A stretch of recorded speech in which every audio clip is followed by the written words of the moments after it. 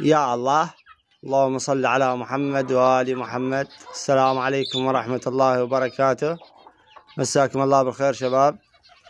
عندي هاي الدجاجة البيضة المرقطة حالتها الصحية مو تمام، فقامت بيض صغار، فأنا ايش راح اسوي؟ راح اسوي تجربة بهذا البيض الصغار. شوف ايش راح اسوي. عندي هذا الفحل الزاجل هو ونثيته الشعلة، بيضات هنا جوا السقيفة. راح اشيل بيضات واحط لهم بيضات الدجاجة، لأن البيضات صغار مع الدجاجة، لأن بيضات الزواجل وحدة طلعت شادة ووحدة ما شادة.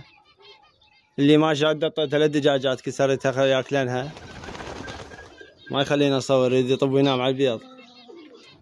وهاي راح اشيلها احطها جوا غير زواجل، عندي هم بيضات راح احط هاي البيضات جوا الزواجل جواهن، وذن بيضات دجاجة خليتهن جوا الزاجل.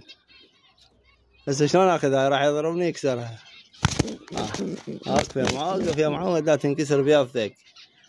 يلا بيضتك راح احطها جوا ذنيك الزواجل، وذني بيضات الدجاجة خليهن جواك. اريدني فرخة ان شاء الله اثنيناتن، مو تقصر. عافية السبع.